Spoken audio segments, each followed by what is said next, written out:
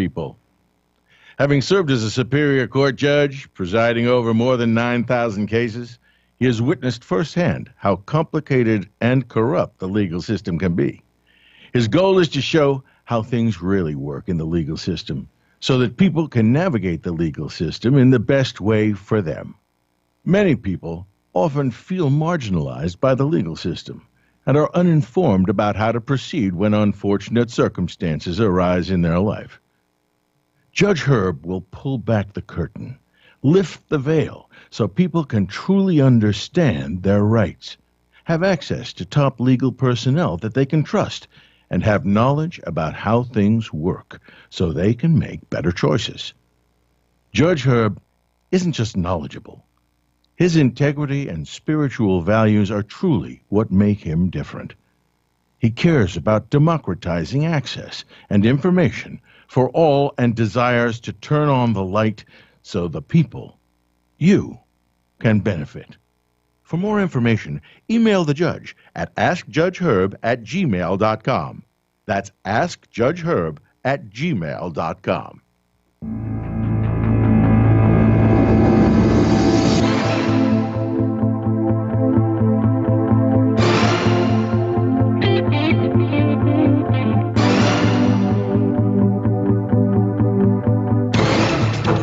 Okay, we're back. This is Herb Dodell, Judge Herb Dodell. The show is called For the People because it is for the people. Yes. So where were we, Gary? Talking about the legalization of marijuana and the laws. And what I don't get is this, okay? They want to, like, I don't know how they're going to do this, but they're going to try to make marijuana like a DUI. They're going to try to turn it into some sort of, like, if you're driving impaired on marijuana, they're going to try to, I don't know how they're going to make the test. Like with alcohol, you know, you do a blood alcohol content, you know, whatever. How are they going to do that with marijuana? I just don't understand that. First of all, it is already the law. They're not changing the law to make it applicable. The code section 23102 point whatever it is, I don't know. It's already driving on. Yeah, driving under the influence of anything includes drugs. So marijuana would be included under that. But from what I understand, they have developed a test. Now, you know, there's 3 tests that you can take if you get stopped and they're going to arrest you. Right. The 3 tests: blood, urine, and blood alcohol, breathalyzer. Mm-hmm. I always told people, take the breathalyzer because there's always some potential infirmity with the machine. They have to test it a certain number of times. You never know what happened down at the station house. Maybe it hasn't been tested for 3 months, whatever it may be. You got a shot at that. Let me ask you a question. Let's say you get stopped for a DUI, okay, and you know you don't pass the test and all that. Which test? Well, I mean, you know, the field sobriety test. So, you know, sometimes the cops will make you blow into something at that point. You can deny that, right? No, that's that one you got to do. Even at where you're stopped? When you're at the scene, you got to take the test at the scene. No, I mean the field sobriety test you have to take. But when I'm talking about, they say, well, we want you to blow into the breathalyzer, and you're like, no, I don't want to do that. I'd rather take the urine or blood test, right? Well, that's different. If you tell them you want to take the blood or urine, they're going to bring you down. Right. They're going to take you to a health facility. Yeah. To administer the test, to take the blood. But if you're on the cusp, it might be like, say you're like at a 0.08 or something like that, or 0.09. I mean, maybe that time frame can knock it down by the time they get you in there and take the test. Well, there's what's called a 3-hour rule. There are rules that talk about the amount of time that has to be. Oh, really? done. Oh, yeah. Okay, I didn't know that. In fact, that's one of the few ways to beat the DMV. Okay, which is what? The test wasn't done within 3 hours of the time that you were seen driving. It's not when they stop you.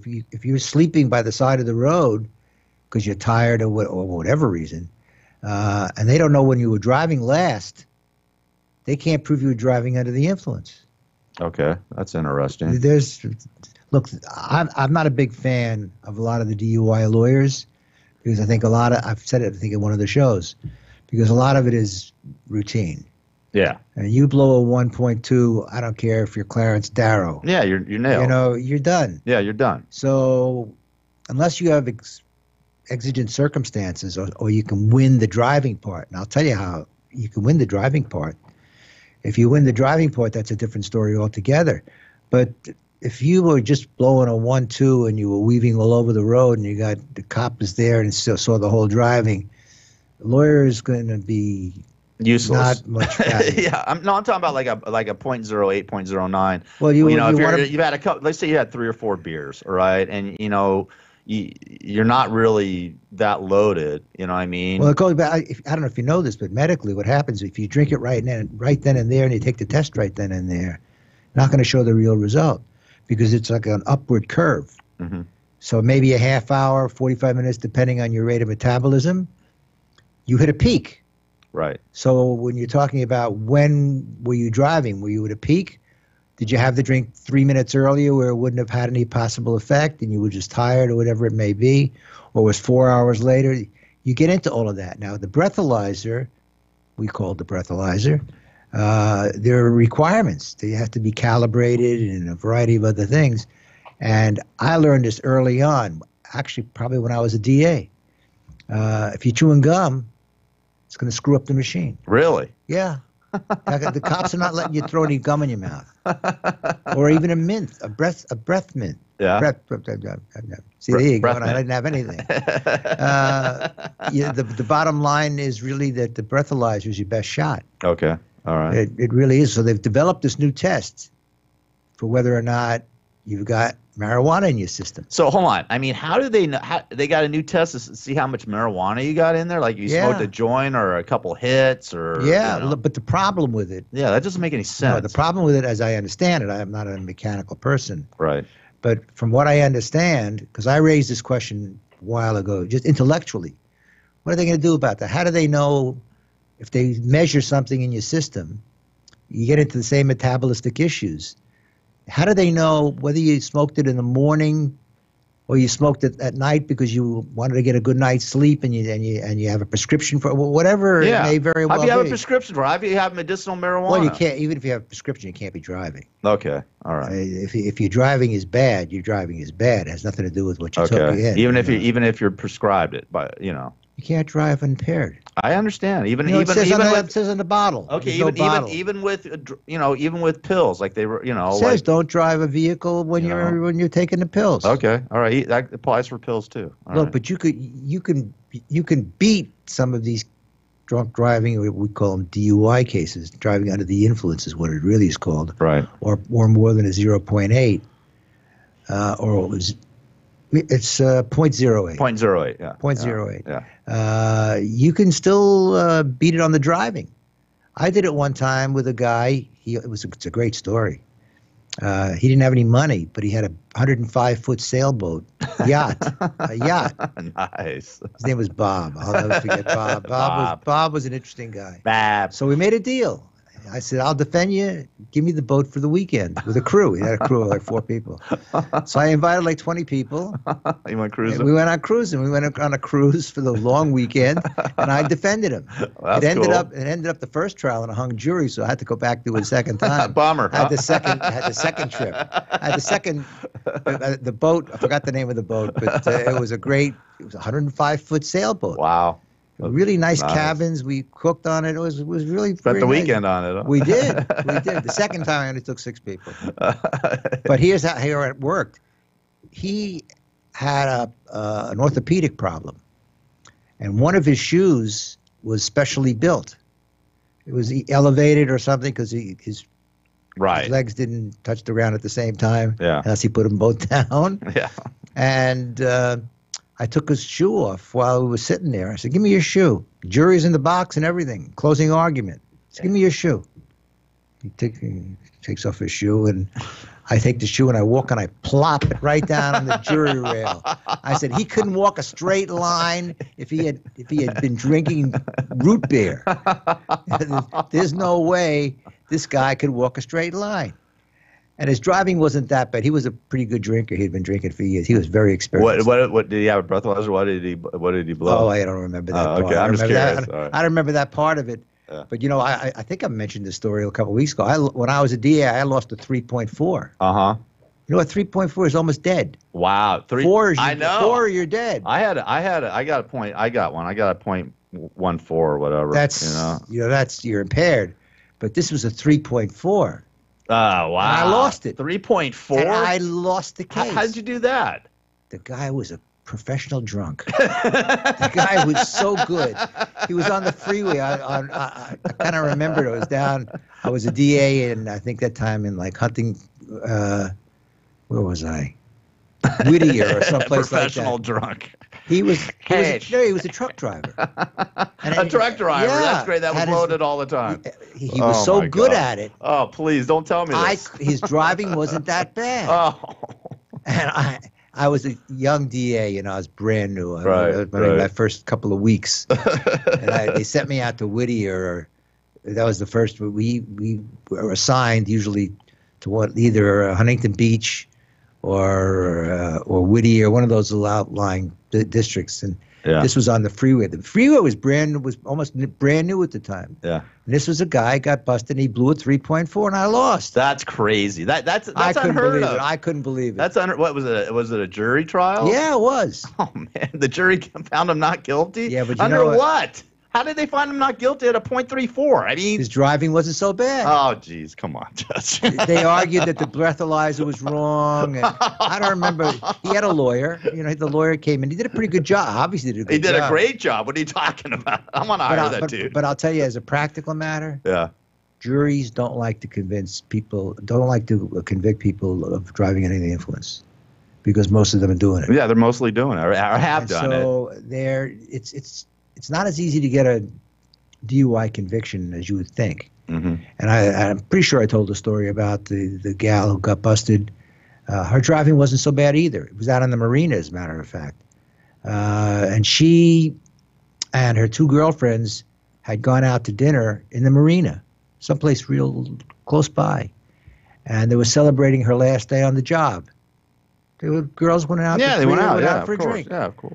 So she gets busted, and she, I think she refused to take the test, if my memory serves me right. So all I had was the driving. It wasn't that bad.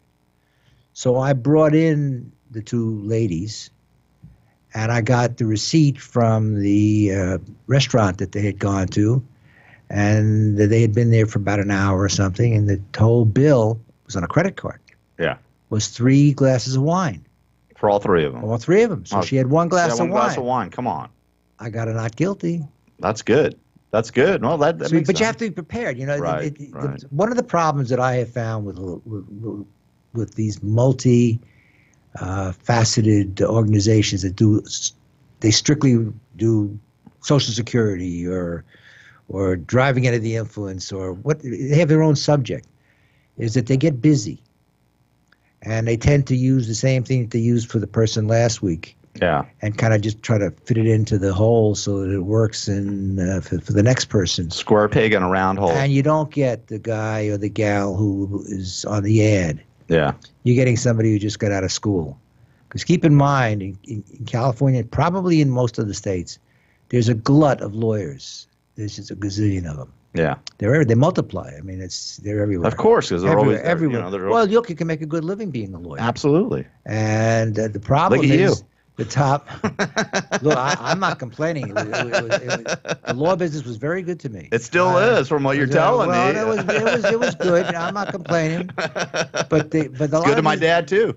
Yeah, but he was a PD. But the problem is that because there's so many lawyers. Yeah. The top group, the top 5%, the ones that go to the big Ivy League type law schools or UCLA, they're really high-end schools. Yeah.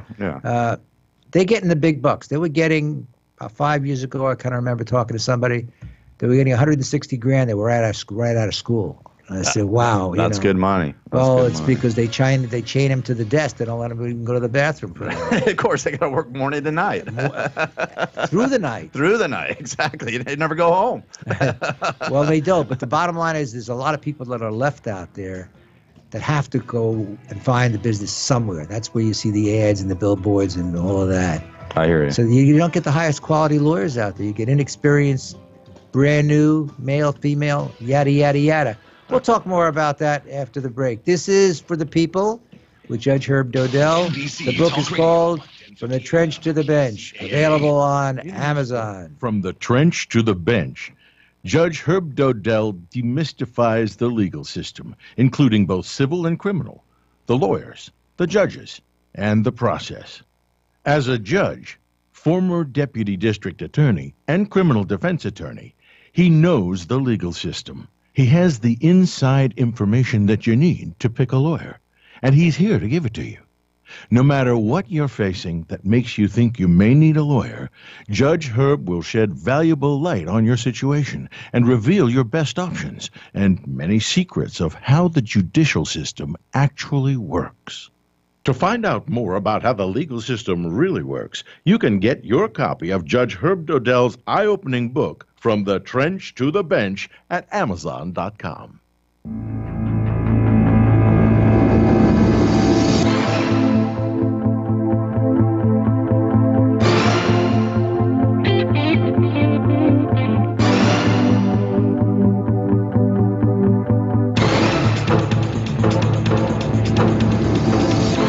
Welcome back. We're here for the people. Yes, it is, with Judge Herb Dodell. Get his book, From the Trench to the Bench, Amazon.com. Yeah, so I was saying a lot of these young lawyers that are coming out are just taking anything they can get. They file frivolous lawsuits because they need the business. They need to get something somewhere. And that's what you get a lot of times when you go to these mills where they're just grinding it out, advertising and trying to get as much as they can. Yeah. And the quality of the work is not that great. Well, you got to start somewhere. What I mean? Not at somebody else's expense. Yeah, no, I dig that. Well, you're a great lawyer, and and you've been a lawyer for a long time, and now you're a judge since the last century. That's crazy. You've been a lawyer for a century. Not a century. Half a century. During the last century. Oh, I thought you said half a century. No. Well, it is half a. A century. I thought you said a century. No, it has been half a century. It's been half a century. I know. Yeah, more. I know. You never use typewriters. I know. In fact, when we were starting this afternoon session, I was going to say, "Okay, we're back on the record." I've been in court so many times. We're back on. We're not back on any record. We can do the record here. That's cool. I mean, I remember my dad, because he was an attorney here in Los Angeles for 35 years or so. But I mean, I remember back in the day, he would have these yellow and I got it right here, and I still use them. Legal pads, right? You use these yellow. Still do, right? Yeah. All lawyers use these yellow legal pads. That's why they're called legal pads. Not so much anymore. Not so much. They got tablets now. Yeah, they got tablets but back in the day, I mean, my dad's bed was full of. I don't know about yours, but it's full of files and legal papers, and I mean, you guys work your asses off. I mean, you make good money and all that, and lawyers have a bad reputation for saying, they're shysters or whatever. But let me tell you something. My dad worked from morning to night. He go to start work at 7 a.m., driving from Westlake Village to Superior Court in Los Angeles, and I wouldn't see him till 8, 9 o'clock at night. You know what I mean? I mean, you do you go through that schedule too? I did. Yeah. I did. Once I passed 75, my wife put it on. Well, that's good. We're done with that stuff. So good for your wife. The fact of the matter is, I used to talk on the phone at 1 to 2 o'clock in the morning, almost every morning, with a guy who's at that time was one of my partners, and we would work. He was one of those guys that didn't get up till noon, but he would work all night. Yeah, this was his shtick. He would work all night. Still does, and I was doing that.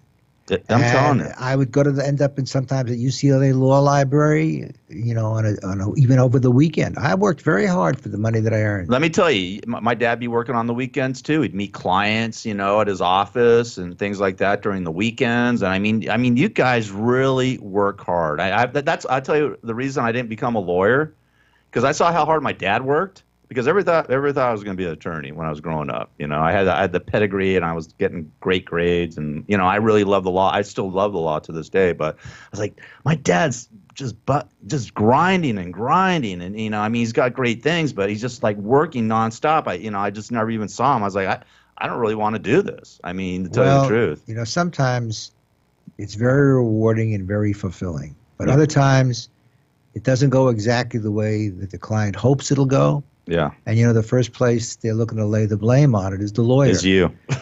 You should have done this, or you could have done that. Yeah. And part of that, I was going to get into it this afternoon about costs. For example, lawsuits cost money.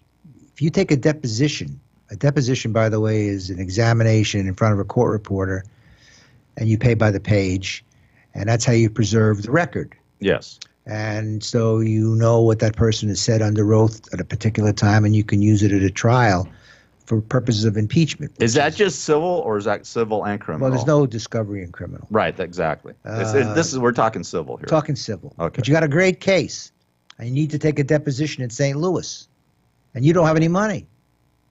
How are you going to take that deposition in St. Louis? That's going to cost you $5,000 when you figure the cost of getting there, hotel, food, and then ultimately what do you have to pay to the court reporter? Yeah. And so that's why because you had asked me the question a couple of weeks ago, and I was thinking about it. I was actually listening to one of the older shows, and you had said something about that, about the costs and things of that nature, and the fact that why the haves beat the have-nots most of the time. Not most of the time, but a lot of the time. Yeah. That's a perfect example. If you need to do something and you can't do it because you don't have the money to do it, you're ultimately paying a price for not having the ability to do it. And that's what happens in many, many, many litigations. And criminal, too. Well, criminal is different. If you don't have any money at all, you got the public defender. I know, but still, if you have the bucks, like let's say O.J. Simpson. I mean, look at. Dream come on, Team? the Dream Team. I mean, he paid millions of dollars to those cats, and they got him off. I mean, and it happens. Not in the civil case, but they got him off on the criminal case. I mean, please, he's not even. Look, I could give you 20 minutes on the way the O.J. Simpson case was tried. Oh, we got to do that one day. Having been in the DA's and having been a criminal defense lawyer for more than a time. Yeah. That I was a DA, and I could tell you how it works from both sides of that table too. Yeah. The reality is, if you've got money and you're a criminal defendant, and you can afford to hire the best experts, because that's what you use in most of these kinds of situations, you get a pathologist or you get a person who's familiar with ballistics or whatever. You got to afford those people, and they ain't cheap, as they say. Well, look at what O.J.'s. I mean, what do you think went wrong in the O.J. Simpson trial? What was the main cause? I mean, I have my theories on it. Looking from it as a lawyer and a judge, what do you think happened? Why do you think O.J. Simpson was acquitted? Because I mean, couple of things. The evidence was almost overwhelming with the blood and all this stuff, and the battering of his wife and this and that. I personally, I don't know Marsha Clark, and I don't know Darden. I don't know anybody that. I knew Shapiro because we used to work together. Right. Did you know Johnny Cochran? I did. Yeah. I like Johnny very much. Everybody likes Johnny Cochran, or did. John, when he took the job as the assistant deputy district attorney, he was the second. Yeah, I know. We flew up to San Francisco together. We were both on the board of the trial lawyers, so we knew each other for many years. I said, John, why do you want to take a public service job? I mean, I said, I'll put the same. If Trump can use it, so can I. He's making a shitload of money. Oh, you can't say that on the air. The S-load. Judge, you just swore on the air. He was FCC, man. He was doing great. I love it. So I said, why are you doing that? He says, I have aspirations. Right. And this is going to take me somewhere else. And I made enough money. He was a very mellow, likable. Very mellow. Good guy. I interviewed him, actually. My dad knew him, too, very well, by the way. My pops did, too.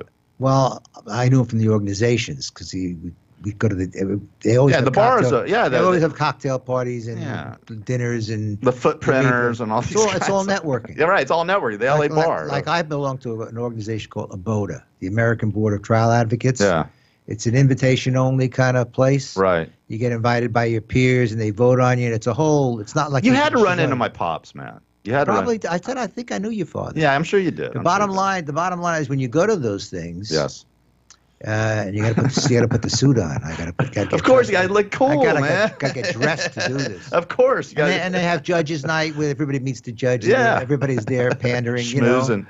So it's all a big networking thing. Yeah. So I knew Johnny from one of those, and we were on the board at the same time, and we went to meetings together. He's just a lovely, lovely man. My opinion of what happened with Simpson was it was tried in the wrong place. That case should have been tried in Santa Monica. Right. There was a lot of political pressure to try that case downtown. Yes. And they assigned these two people who, in my opinion, I would say humble, but I'm not humble. And in my opinion, it was mistried.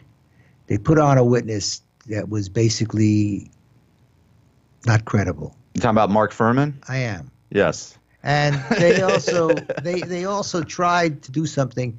You can do shtick and theatrics, and sometimes it works really well. Because I told a story about the glasses that I used in San Jose, Yeah. the cracked glass Right. with a little hammer and all to establish what's called a thin-skulled plaintiff. When they work great. I once turned over a whole jar of jelly beans to show them how you count it.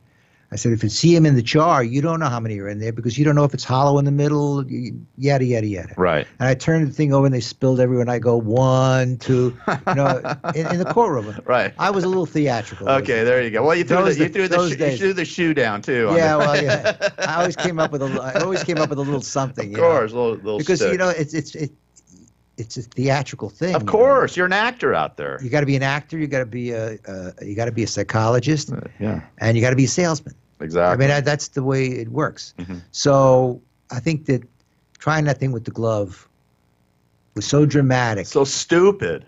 Well, it was like the Steelers yesterday, kicking an onside kick. They were absolutely crazy. Are we going to talk about football? We get into football, how stupid the Steelers well, were. I'm a big Steelers fan. That was stupid. And I've never seen anything as bad as that. Well, Talk listen, about a decision. 4th and goal twice, inches away, and they don't quarterback sneak. They run a run and then they throw it. It's stupid. Anyways. For another day. Another day. The bottom line was they had the dream team. They had this guy Henry Lee, I think his name was. Yeah, Henry Lee. Yeah. And they hired a lot of very important people. Yeah. I remember I was defending a guy who was running a shop, a head shop. He was selling bongs and pipes. I got you. I know. Psychedelic posters. Whatever he was doing. And we tried the case in Van Nuys. Yeah. And I was arguing that what he was doing, what they were trying to stop him from doing was unconstitutional because he was engaged in commerce. He was selling what he was selling. He wasn't encouraging anybody to do anything. He was selling him whatever he was selling him. Yeah. And I had to go out and I brought a guy in from Washington because the shop owner had a few bucks. And I said, you got to have put on some kind of expert to make this sellable. Right. So we went out and got some guy, probably, I don't remember how much it cost, but every time I would bring an expert in on insurance cases, insurance bad faith experts, you'd have to bring in a former adjuster, it's 10, 15, 20 grand. Forensic accountants, in the case I had in Arizona, the forensic accountant's bill was $300,000. Damn. Where are you going to get $300,000 if you're a litigant and you just got driven out of business by your competitor and you're suing them? Yeah. Where are you going to come up with the money? That's crazy. That's crazy. That's a lot of dough. Well, so you're saying with the O.J. Simpson, you think it was bad lawyering by Marcia Clark and Darden and Furman being on the stand, and the presentation. I think that they also have to recognize the geographics of it. Because it was tried in downtown where you had a different jury mix. Right. Santa Monica tends to be much more conservative. Oh yeah, well it's very conservative. Please, it's white. Let's be honest. Well, it's conservative in the sense, even as lawyers, when you're looking to try a case, we do what we call forum shopping. Forum shopping isn't going to Rome. The forum shopping is basically you are going to find the best place for the best kind of jury you're going to get. Now, if you've got a really strong case and you got a liberal type case, you don't want to try that case in Norwalk. Yeah. You want to try that case downtown. There's another department downtown. It's over on Commonwealth Avenue. It's a separate building where they have what they call long cause. And I tried a 2-month trial in that building. Great jury. That case, if I had tried that case in Lancaster or someplace else, got to have been a different result. Right. So it depends. They were in the wrong. Look, when they tried the civil case, they tried it in Santa Monica, and that was found guilty. Found liable. Well, whatever. So that's when you're a lawyer, you got to know a whole lot more than just the law. I hear you. Hey, it's For the People with Judge Herb Dodell. Get his book From the Trench to the Bench on Amazon.com. We'll be back with more right after this, right, Judge? Shortly. 1050 AM, KCAA. Did you ever meet a lawyer that was for the people? Someone who had the best interests of the people at heart? Herb Dodell has been a lawyer for more than 50 years and has been a Superior Court judge for 9 years, having presided over more than 9,000 cases. In this show, he will reveal the secrets of how things really work in the legal system, so you can maximize your position and benefit most when you're in trouble and need someone on your side to simplify the process for you. For more information, email the judge at askjudgeherb@gmail.com. That's askjudgeherb@gmail.com.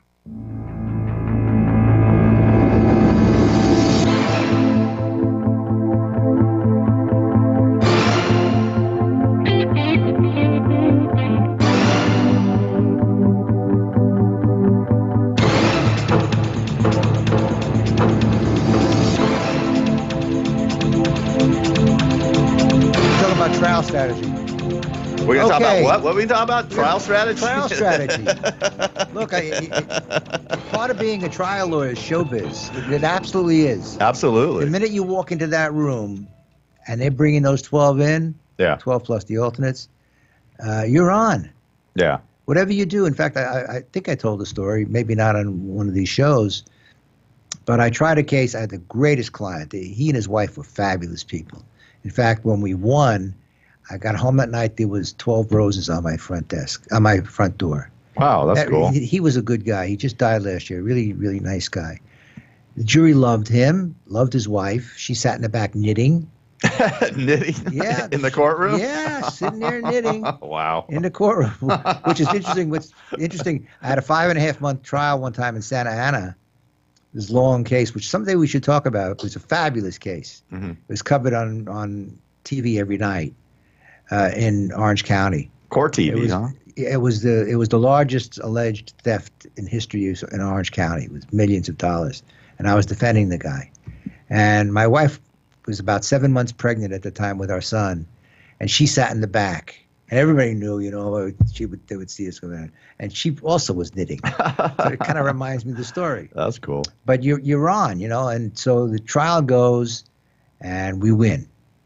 That's one of those you say to yourself, how did you win that sucker, That was a very, very difficult, but they loved everybody. They loved my client. They loved the witnesses, everybody. They didn't like the other side. So after the trial is over, I get a call from the foreman, woman. Her name was Desiree. I'll never forget her. What a lovely lady. She was a school administrator or whatever, and she says, I have a notebook that I took of all the things that were going on during the trial. Would you like to see it? I said, I'd love to. After the trial is over, there's no prohibition against talking to you. It's already done. You can't do it during the trial, but you can do it afterwards. So I said, I'd love to. Let me take you to lunch.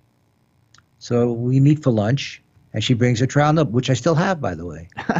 She gave it to me. And in it, I start to thumb through it. And there's one note that says, defense lawyer's got a great suit, but I wouldn't trust him.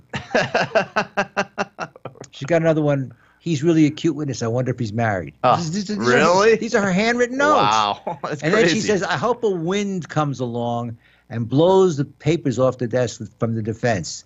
They're so disorganized. So you see, the purpose of telling the story is you'd be surprised what hits a juror and what doesn't hit a juror. Yeah, you have no clue. And you don't. But when you're picking a jury, same thing. There are some telltale signs, for example, using a jury consultant. I personally don't believe in it. Mm-hmm. I tried it once. I didn't think it was very good. But you other lost. People swear that one I did, but I had a very unpopular client, and the other side was very popular. Yeah, and really that is one of the keys in court is being popular, being friendly, being open, being likable. Being likable. Yeah, I had another guy who was I'm no expert on the subject, but I think the guy was coked out most of the time. I really do believe because he was I can't Sniffing say all the time. he was, and he would always come in. He would come in late, and he was sweating all the time, and they hated him, Right. and they paid him back for it. Yeah. You know, the reality was it was an arson fire, and he didn't do so well. Yeah. Well, the court hates anybody that's late. Oh, but he was all caught. But they caught him lying. Yeah, they call him lying too. I was taking my walk the other day, and I was thinking about that case. It's going back a long time, and clients don't always do themselves good by lying to you. Yeah. In fact, it's never a good idea. Why would you lie to your lawyer? Because they don't want you to make moral judgments to not like them. Oh, come or on. they think that if they don't tell you, it's not going to come out. Whatever. So we try this case. One of the issues was a financial statement, and on the financial statement, the word receipt was spelled R-E-C-I-E-P-T, spelled wrong. Right. And on another document, same thing, spelled wrong. My witness was an accountant. Oh, He was very professional, whatever.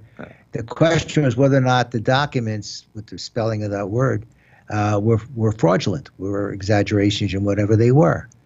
And I was, of course, saying it wasn't my client, it was the accountant or whatever. Yeah, you can't take responsibility like that. You have to argue it, you know. Yeah. There's no evidence that it was him.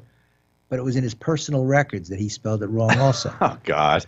And so the lawyer on the other side, his name was Randy, great lawyer from up north. We became friends after the trial. We had another case years later.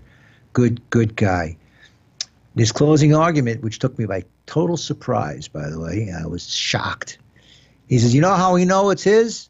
He spells the word wrong. Wow. He did, and you didn't. There it was. I didn't pick it up. You didn't pick up No, on it? I never picked it up. Oh, man. Not during the presentation of the case. Right. But he said he thought about it the night before. He was getting up in the middle of the night or something to go to the bathroom, and it hit him. You know what? That word is spelled wrong, and we know he wrote it.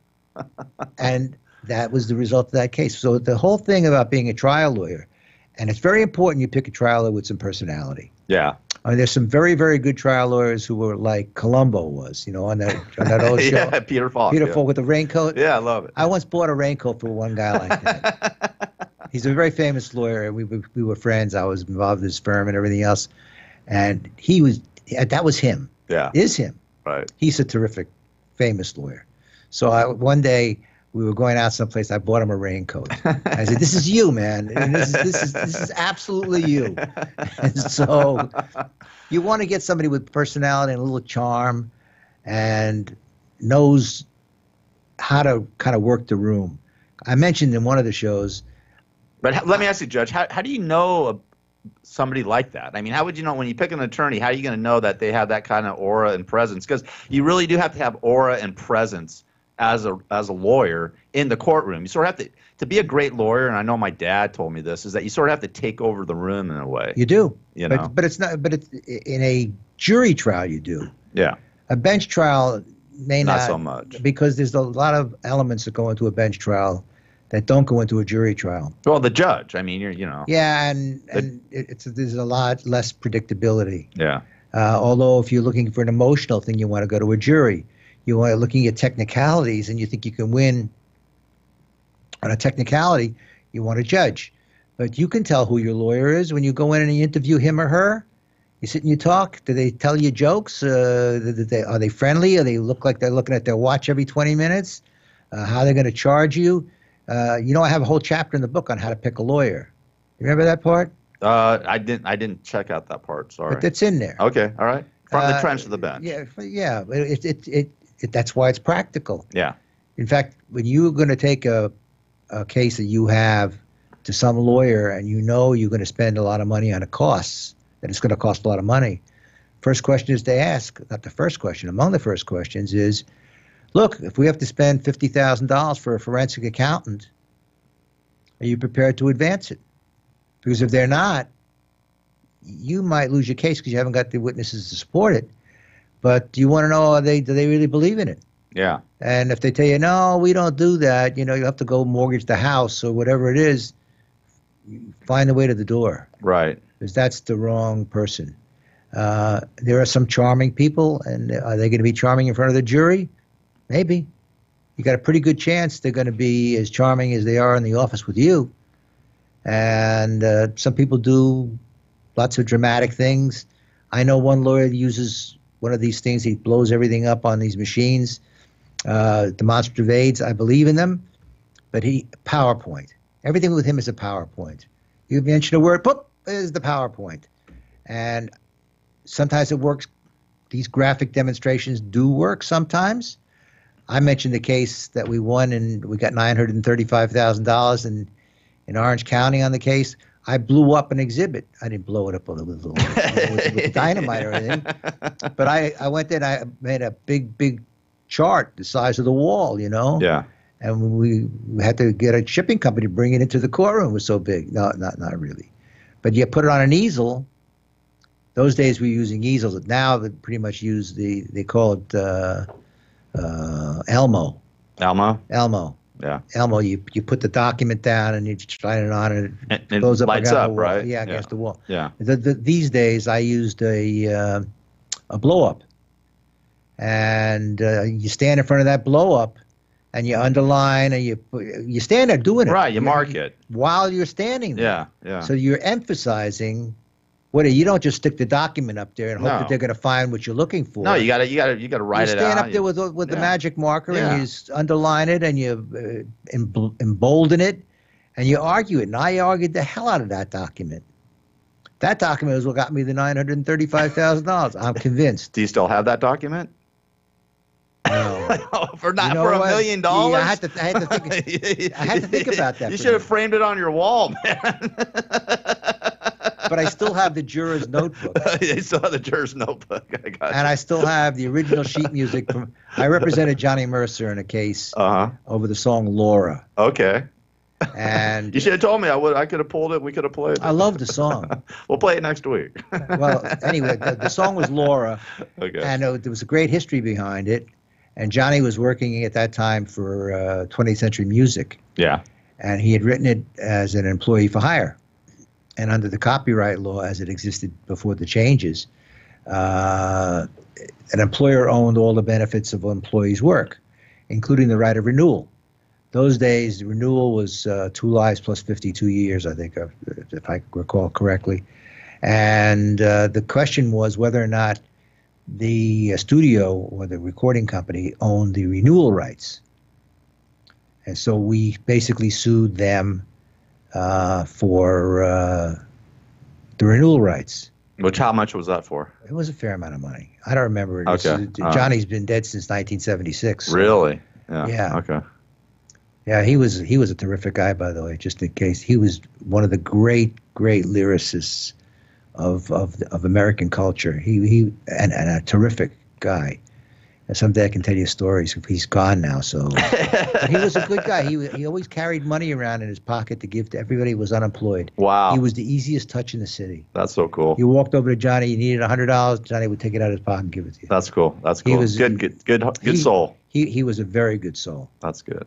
We missed him. I remember we need more people like that. Well, he pretty much had given up. Yeah. I remember I had an office on Sunset Boulevard. He has to walk upstairs. And the last time he was in the office, he was walking up and he wasn't doing really well. And he was complaining about headaches all the time. And I would say to him, go to the doctor. He said, I don't believe in them, whatever. And he said, my life is gone. Nobody's playing my music anymore. They're playing rock and roll. So we have a lot of control over what happens to us. And he pretty much gave it up. I don't know why I'm telling you that story because it just comes up. No, that's cool. Somehow. You're just, you're I'm reminiscing. You're reminiscing. That's good. That's cool. Hey, that's a good thing, Judge. It's all Look, good. I said I was talking to some of my neighbors. I was walking the other day, and I said, this is like my 5th career. That's great. Well, listen. I keep on going. I'm like the ever-ready. Reinventing yourself. Yeah. We got to roll. Who knows? We got to roll. So we'll see you next week. Okay, cool. Remember, the show is called For the People. I'm Judge Herb Dodell. And the book is called From the Trench to the Bench, Navigating the Legal System and Finding Your Spiritual Path Along the Way. And you can get it at Amazon.com. All right, Judge. I'll see you next week. Yes, indeed. God willing. Right? Got a great expert next week. Okay, cool. Look forward to it. All right. Have a great week, everybody.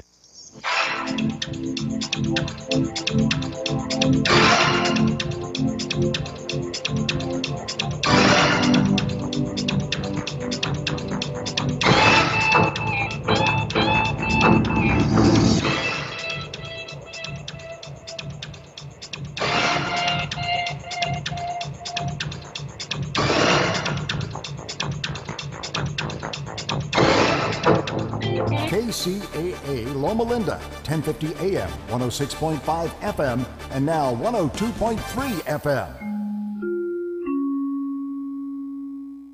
For CNBC, I'm Julia Borston. Your Facebook news feed is going to look a whole lot different.